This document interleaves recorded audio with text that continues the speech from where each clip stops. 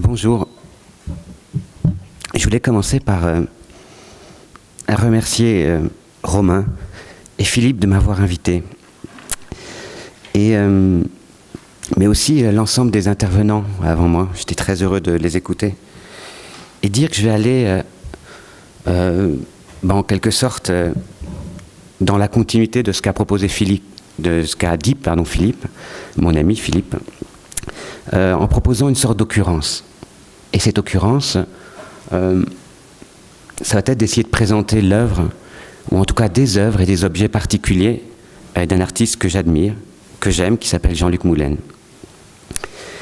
Et je vais les présenter assez simplement, en lisant ce qu'on pourrait appeler des descriptions de ces objets. Mais ce que je voulais dire, c'est qu'il fallait peut-être essayer aussi d'entendre ce qui s'est dit avant moi, et en particulier laisser un peu la rumeur, notamment de ce qu'a dit Philippe avant moi. C'est dans ce sens-là que je disais que c'était une occurrence.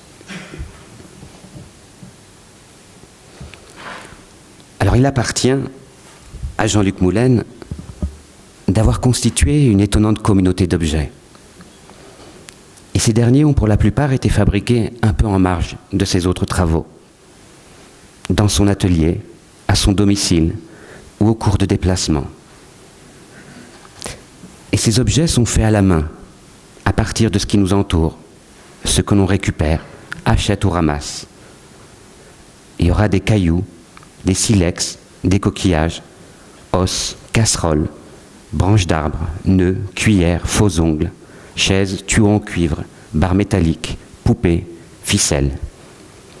Et cela donne parfois des assemblages dont on pourrait s'imaginer qu'ils ont été faits par des enfants, par un individu qui promène son esprit sur des routes inconnues, ou bricolés avec les moyens à disposition pour matérialiser des intuitions. L'image que mobilise Jean-Luc Moulin à leur propos est celle du jeune homme paisiblement assis sur des marches, à ses moments perdus, taillant un morceau de bois avec son couteau. Et de fait, il y a quelque chose dans ces objets qui nous ramène aux façons que l'on a d'occuper le temps, en interrogeant l'aspect des nuages, du ciel ou des arbres, en manipulant des bouts de peau d'orange qui traînent sur la table pour configurer une collection de petites formes.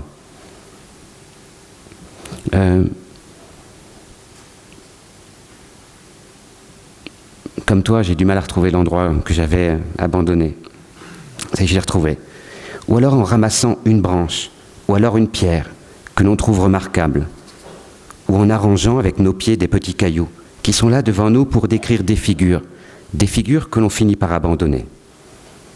Cet ordre que l'on donne plus ou moins distraitement aux choses, ces perceptions ou ces situations qui peuplent les temps morts de nos journées, ces petites compositions, il suffit peut-être de les mettre ensemble pour constater que nous avons là tout un monde langagier, une collectivité de sculpture, un théâtre ou un petit théâtre de la pensée.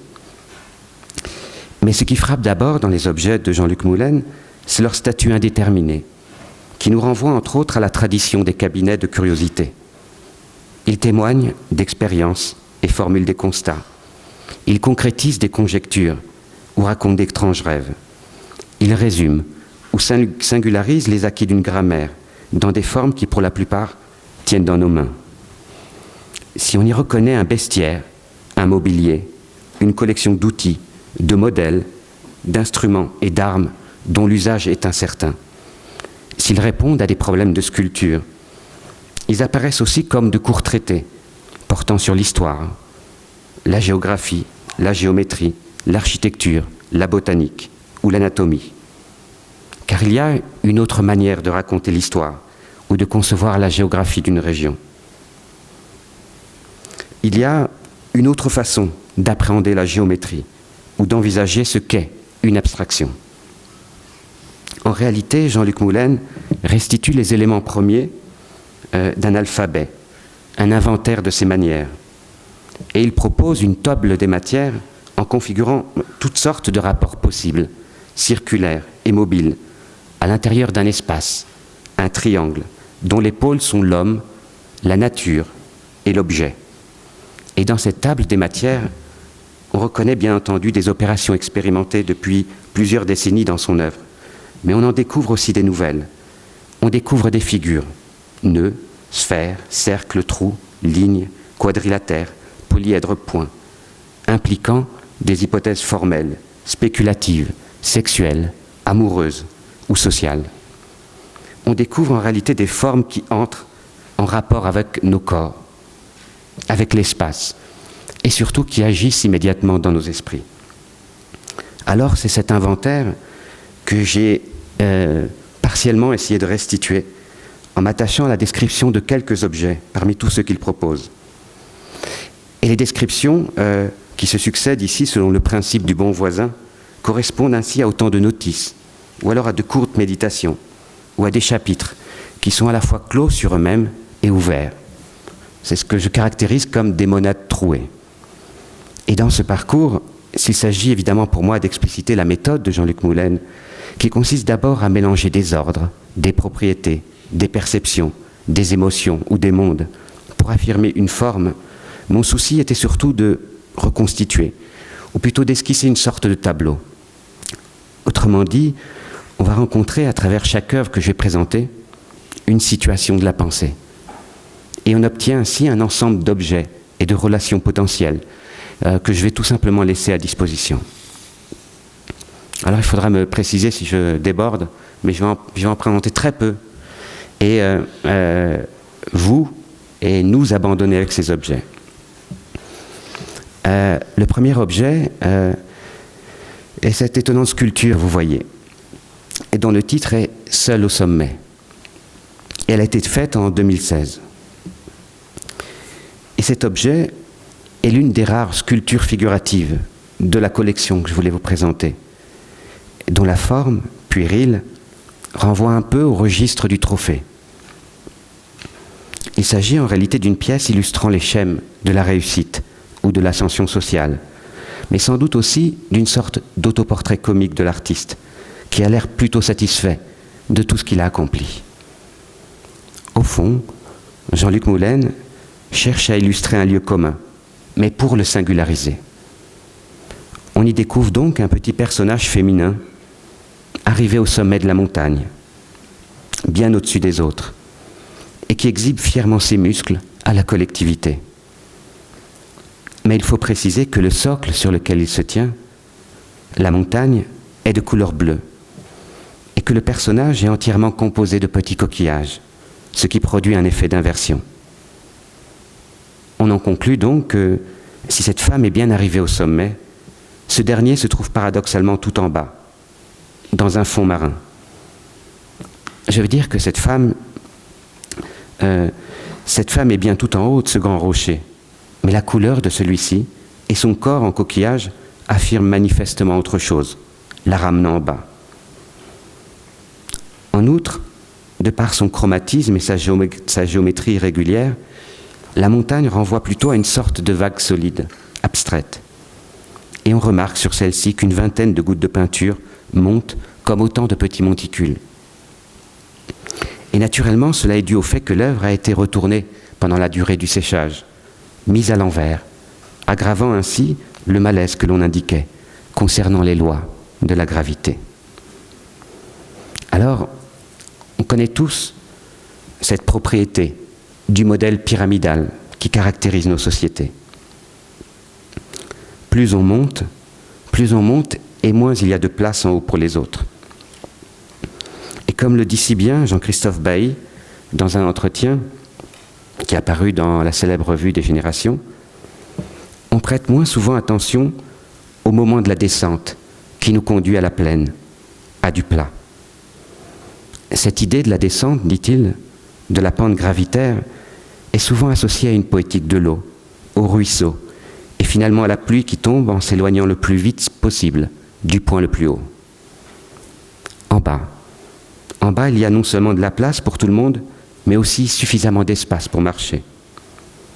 Alors peut-être faut-il donc changer un peu nos habitudes, ou alors tout simplement renverser les choses.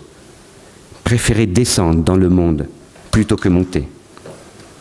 Eh bien, c'est ce que nous dit à sa manière cette sculpture, en contredisant de façon élémentaire ce qu'illustre la figure. L'art de Jean-Luc Moulin, son art consiste d'abord à aller dans plusieurs directions à la fois.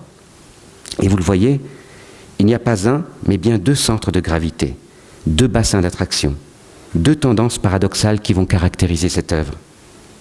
Tandis que l'objet nous parle du haut, le vocabulaire le maintient en bas. Autrement dit, ce sur quoi repose la figure, ce qui la constitue et la soutient, les propriétés langagières, matérielles ou symboliques des éléments, ce qui constitue et soutient cette figure, tout cela la situe d'emblée tout en bas. En d'autres termes, dans ce monde, on peut naturellement monter librement, mais on le fait en bas. Affirmer, relever, congédier, soustraire, additionner, diviser, décompléter ou détruire. Il y a plusieurs façons de s'y prendre pour annuler quelque chose. La méthode de Jean-Luc Moulin consiste ici à remplacer. En substituant la montagne par une vague et le corps par une multiplicité de coquillages, il vient en l'occurrence avec un second centre de gravité. Et cela permet de retourner tous les termes, en imposant la tendance d'une autre ligne de force, une flèche langagière inversée, qui contredit la figure pour définir un mouvement retourné, une coïncidence entre verticalité et horizontalité, ou entre le haut et le bas. Et tout se passe alors comme si on retrouvait les propriétés des choses, mais dans un ordre différent. Les attitudes du personnage, les lois de la gravité, l'ensemble des propriétés sont bien là, mais dans un monde où tout a changé. On sait bien où se trouve le ciel, la terre ou la mer, le haut, le bas, le milieu. On sait bien aussi ce que signifie descendre ou monter. Mais entre-temps, tout a été déplacé. Arriver au sommet n'a donc pas plus d'importance que d'évoluer à ses pieds. En s'employant en réalité à réparer les notions qui sont dans nos têtes et dans nos vies, les notions du haut et du bas, où d'ailleurs la montagne est aussi bien une vague qu'un concentré de ciel retourné, ce que Jean-Luc Moulin propose finalement comme geste est ce principe d'inversion. La sculpture met les choses à l'envers, tout en les laissant à l'endroit. Et puis, il y a cette forme bleue que vous voyez qui insiste. Montagne, vague solide, concentré de ciel, socle, enclume, polyèdre irrégulier.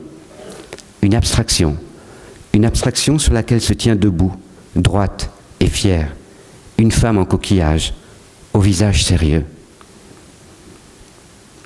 Alors une femme, des coquillages, la mer, la montagne, le ciel, un beau bleu.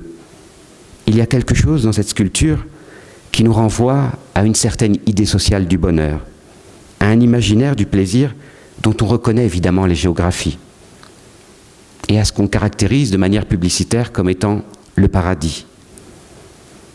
Mais de toute évidence, ce paradis a mal tourné.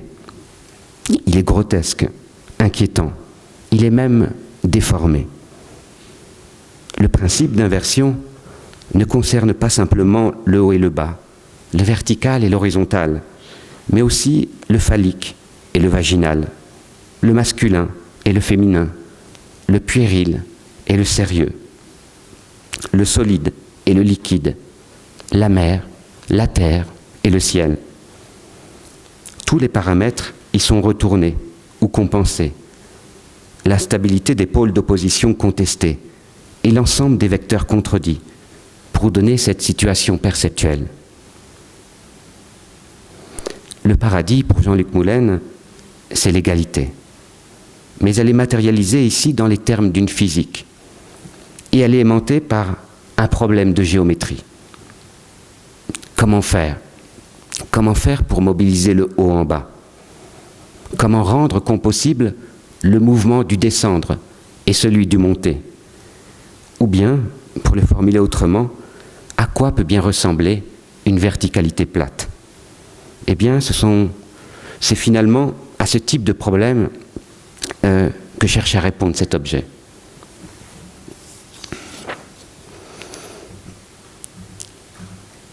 vous en voyez plusieurs, mais j'aurais évidemment pas le temps de les commenter.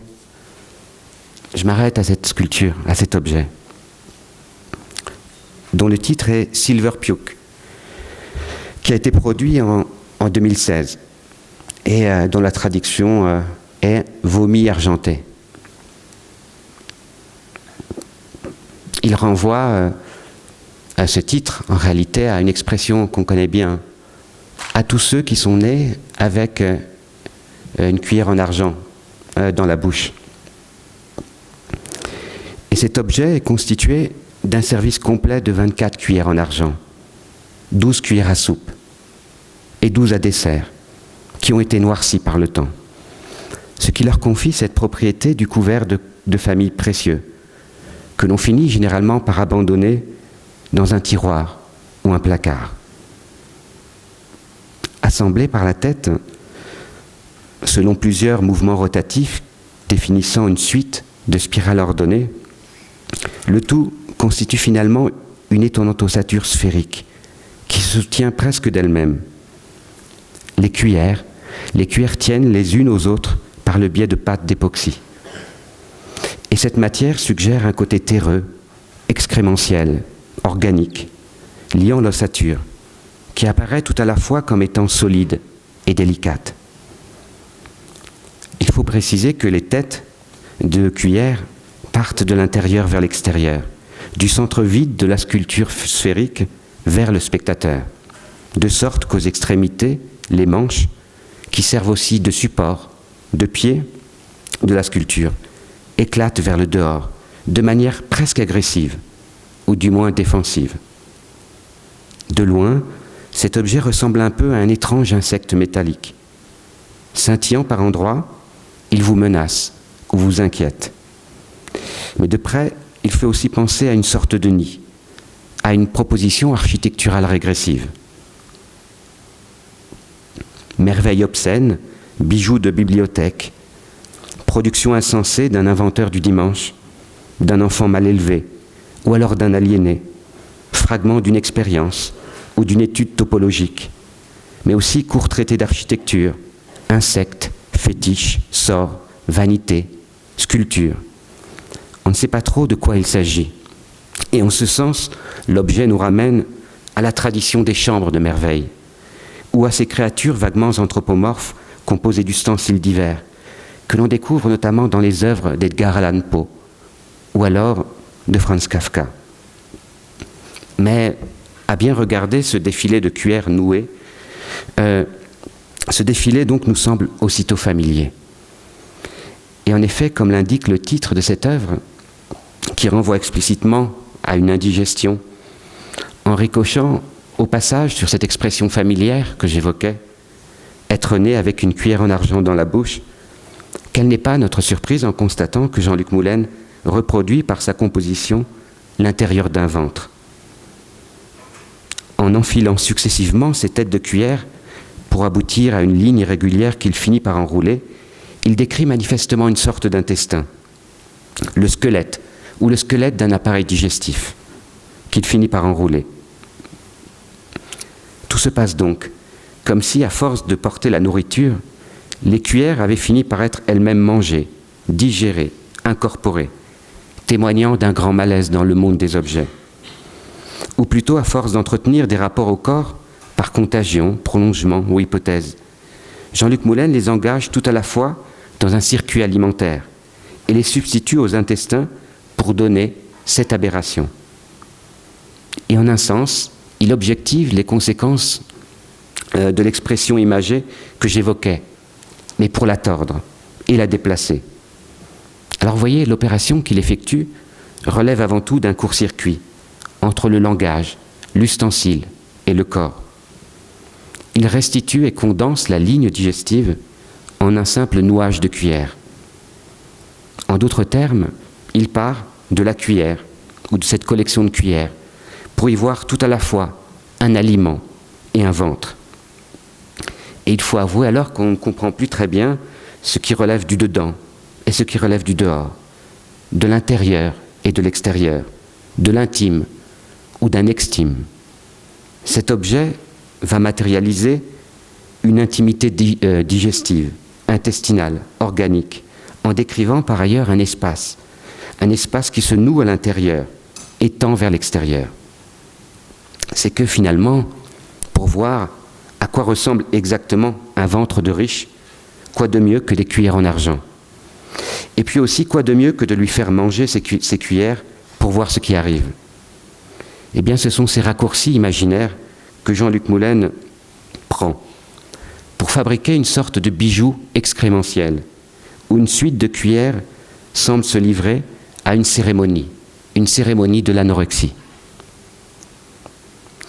Alors vous voyez, cet objet nous parle avant tout de l'ordre familial, de la manière dont sont rangés nos tiroirs. Et il nous propose simplement de disposer et de faire les choses autrement. Mais il se réfère aussi à un mal de ventre au sein de la famille bourgeoise, et surtout à ce mal de ventre qu'elle provoque tout autour, à ce que nous avons et à ce que nous mettons tous les jours dans nos mains, dans nos têtes et dans nos ventres. Ce mal, Jean-Luc Moulin propose matériellement de le leur faire manger, pour le condenser dans un objet qui se tient là comme un symptôme inquiétant, une excroissance, mais aussi un lapsus langagier, visuel et sculptural. Et cet objet est sans doute un voisin des estropiés à rebours qu'évoque Nietzsche, ou de ceux qui circulent dans l'œuvre d'Antonin Artaud. L'homme est malade parce qu'il est mal construit, disait Artaud. Et cela implique donc qu'il faille le refaire, tout recommencer. Il ajoute qu'il s'agit pour lui de le faire danser à l'envers, mais un envers, précise Artaud, qui sera son véritable endroit. Alors qu'est-ce que cela signifie? On sait bien comment Antonin Artaud procédait en fracturant les langages, les universaux, et les signes, en déstructurant méthodiquement ce qu'il appelle l'être. Il s'appuyait alors sur ses propres manques, des impasses, des désarrois, des entraves, provoquant toutes sortes d'accidents, de ratages ou de défaillances, pour rectifier un travail qui aura été mal fait. Et ce travail qui a été mal fait, c'est celui de Dieu en l'occurrence, ou si vous préférez, il désigne le monde tel qu'il est organisé. Antonin Artaud va donc engager une lutte qui opère par des gestes qui sont maladroits, si retors et si adroits à la fois, disait-il, pour corriger les choses, pour inventer des rapports nouveaux, en avançant sur des déséquilibres, en mobilisant des gestes tordus, mal ajustés, des pannes, des courts-circuits, du blanc. Car il s'agit pour lui de détruire matériellement le monde à coups de poing, à coups de marteau ou de couteau, en frappant sur les tables. De détruire pour aussi inscrire une béance et en même temps de soustraire, de construire des écarts pour qu'interviennent ou qu'apparaissent dans les intervalles des points d'infini. Si le monde est mal fait, alors il faut y ajouter ou bien y soustraire quelque chose. Il faut s'y prendre à l'envers, autrement, tout déplacer. Or, mettre ou faire les choses à l'envers, mais un envers qui sera son véritable endroit, c'est précisément aussi ce qui arrive à cette femme en coquillage dont je vous ai parlé. Ailleurs, à des branches que l'on coupe et l'on retourne, ou bien à cette petite communauté de cuillères.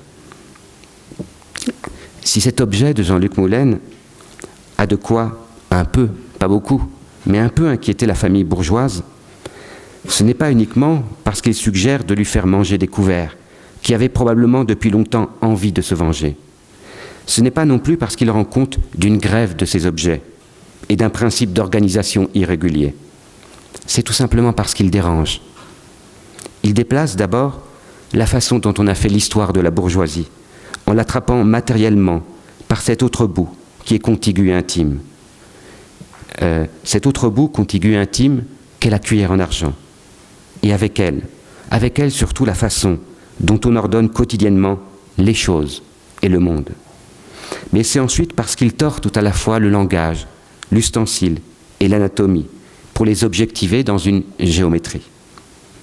Mais ce qui dérange finalement, c'est qu'on ne sait plus comment s'y prendre devant cet objet, comment prendre une cuillère, dès lors qu'elle est solidaire de la collectivité.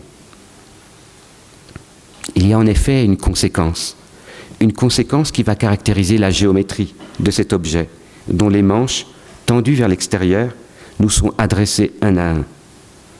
Mais en même temps, vous pouvez le constater, ils se refusent, ou alors ils nous intimident un peu, du fait de la multiplicité et de la solidarité qu'il y a entre eux, provoquant une sorte d'embarras haptique, d'embarras tactile. Il se trouve simplement que nous n'avons pas de mains, pas assez de mains, pour les saisir. Et il faudra donc qu'on s'y prenne différemment. Il faudra qu'on s'y prenne en quelque sorte collectivement, face à un objet qui définit et relance un espace commun. Il se trouve simplement aussi que nous ne savons pas très bien quoi faire de nos mains face à cet objet. Alors voyez la question que j'essaie de soulever, ce que je demande, c'est à quoi peuvent bien ressembler le monde et nos relations, dès lors qu'il s'agit de prendre sans prendre, dès lors qu'il s'agit d'appréhender sans posséder, de saisir une chose sans pour autant se l'approprier. Une chose, ça veut aussi dire un individu, un voisin ou une voisine. Alors voyez, cette sculpture résume à sa manière une histoire intime de l'ordre dans nos sociétés, de l'ordre et des gestes dans notre société. Et cette histoire qui va des tiroirs à nos ventres, en passant par nos mains, est donc aussi bien une histoire de la propriété. Mais on constate qu'on peut toujours la retourner pour définir une autre forme. Et la forme ici est un peu celle du hérisson qui lutte. Ramassé sur lui-même pour se défendre, immobile, on ne peut pas vraiment le prendre ou se l'approprier. Et c'est très exactement ce que décrit Jean-Luc Moulin, mais selon une relation inversée, qui est celle de l'adresse collective. Et je crois que ce sont avant tout ces rapports intestinaux à l'ordre, à nos propriétés ou à nos gestes et à nos usages, que cet objet veut nous faire vomir. Il veut nous faire vomir à tout cela pour nous embarrasser à nouveau, ou pour nous embarrasser autrement de nos mains. Romain, je ne sais pas combien de temps il me reste.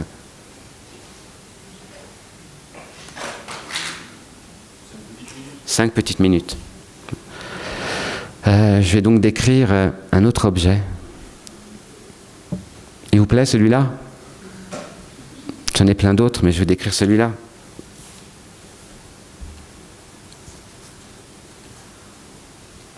Son titre est Créature. Il a été fait en 2016. J'ai donc terminé par cet objet. Et comme vous le voyez, il participe exemplairement du bestiaire que constitue Moulin, dont on vient de rencontrer une occurrence. Sur un volume assez conséquent de pâte d'époxy, ce dernier a planté une multitude de faux ongles à intervalles réguliers pour recouvrir l'ensemble de la surface arrondie.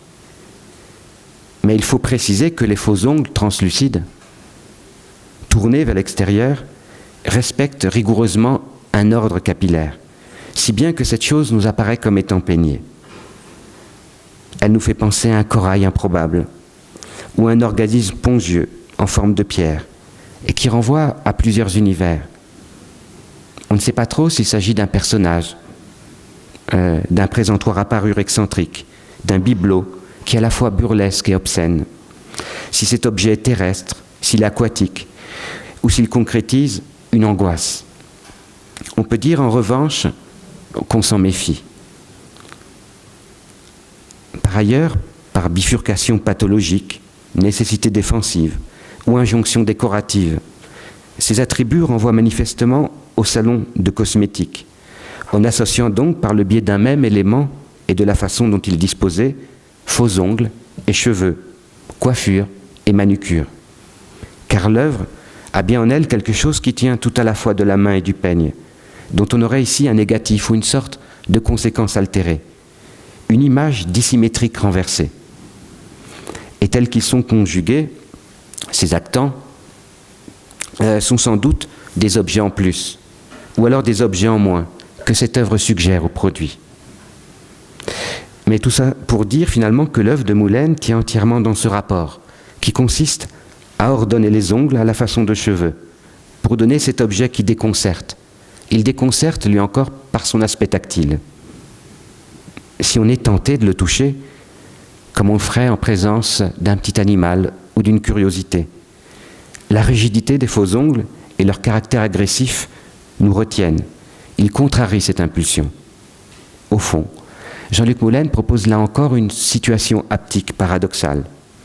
Et ce qu'il intime cette fois, c'est un mouvement, le mouvement d'une caresse contrariée. Bon, vous voyez, on retrouve un rapport au rangement, à l'ordre, avec laquelle on est à présent familier. En disposant des faux ongles à la manière de cheveux, Jean-Luc Moulin confond des registres qui sont à la fois voisins et hétérogènes, ou plus exactement, il transpose une chose dans le mode de l'autre. Et c'est cette façon qu'il s'en prend aux formes et aux lois qui gouvernent les coutumes de l'organisé. Car cette opération produit aussitôt un court-circuit, un lapsus ou un malentendu entre des registres ou des mondes qui tiennent ensemble, mais les mondes tiennent ensemble en divergeant, en se séparant. Ils vont ensemble, mais asymptotiquement, en affirmant, si vous voulez, simultanément, la socialité d'une coïncidence, d'un brouillage et d'un écart. Eh bien, c'est cette matière qu'invente Jean-Luc Moulin, une sorte de matière instable, un indéterminé agissant. Et à partir de là, on peut formuler une remarque générale qui concerne sa pratique. S'il y a toujours de l'ordre pour Jean-Luc Moulin, s'il y a toujours plus ou moins d'ordre, non seulement ce dernier a de bonnes raisons d'être différemment, mais il s'agit précisément pour lui de l'impliquer autrement. Et sa méthode consiste donc à déplacer cet ordre pour le transposer ailleurs. Et l'œuvre va ainsi définir l'espace d'un conflit, d'une association disjonctive qui se soutient d'un désordre qu'elle maintient. Ce que je veux dire, c'est que on voit bien qu'en impliquant différemment un ordre, sur fond d'une analogie, d'un voisinage et d'un enjambement entre faux ongles et cheveux, en le déplaçant pour le conjuguer dans le mode d'un autre, ce rapport affirme nécessairement de la contingence. Ce rapport affirme de l'inconnu ou un inattendu. Et on aboutit finalement à cette sorte d'image mélangée, où les éléments vont à la fois ensemble et indépendamment. Ils se complémentent et se décomplètent. Ils s'attirent et se repoussent. Ils s'unissent en divergeant. Jean-Luc Moulin associe et écarte des termes. Il assimile et divise, accorde et sépare, additionne et soustrait en même temps. Autrement dit, c'est une phrase importante pour moi, ce qui fait tenir les mondes qu'il mélange est aussi bien un travail de division. Et un travail de division, ça veut dire une lutte. Je peux dire un mot pour conclure cet objet ? Dans un passage au début de son journal, où il s'interroge à propos de son incapacité à écrire, Franz Kafka va noter ceci, qui est une phrase très importante pour moi. Toutes les choses qui me viennent à l'esprit se présentent à moi non par leurs racines, mais par un point quelconque situé vers le milieu. Essayez donc de les retenir. Essayez donc de retenir un brin d'herbe qui ne commence à croître qu'au milieu de la tige, et de vous tenir à lui. Eh bien, ce que Jean-Luc Moulin met au milieu, c'est cette coïncidence entre soustraire et ajouter, entre unir et séparer, entre confondre et diviser. Il lie des mondes, mais en les divisant. Il confond et dissocie en même temps. Et c'est cette façon de rapporter en déliant, c'est cette relation qui nous confie. Et il en résulte là, dans cette sculpture, un espace où se noue le capillaire, le tactile et le sexuel, le biologique, le minéral et le social. C'est une géométrie agressive dans laquelle on reconnaît le même paradigme que l'objet précédent, une sorte de hérisson. Et c'est dire qu'à nouveau on ne sait pas comment faire, on ne sait pas comment prendre, on ne sait pas comment s'y prendre avec cet objet. Et vous voyez, ce que fait cette sculpture, c'est enlacer, mais enlacer différemment la main et les cheveux. Elle les enchevête selon une affinité nouvelle, en objectivement la matière d'un mélange entre caressé et griffé. Et cela elle le fait en le résumant dans une sorte de définition assez menaçante. Voilà. Pardon, c'est très lacunaire, je ne sais pas si j'ai été trop long, Et puis je vous ai présenté assez peu de choses, mais on a au moins eu 2-3 objets de Jean-Luc Moulin. Et il s'agit aussi d'une beauté, pour revenir un peu sur ce qu'a dit Philippe, mais qu'une beauté qui est menaçante, instable. Et il y a ce vers qui m'a toujours bouleversé, d'un poète qui s'appelle Rainer Maria Rilke, dans les élégies de Duino, où il dit que le beau est le commencement des choses terribles. Voilà, si je devais partir de William Morris pour arriver à ce que je vous ai présenté aujourd'hui, c'était une certaine manière de le présenter ou de le poser. Et je vous remercie pour votre attention. Voilà.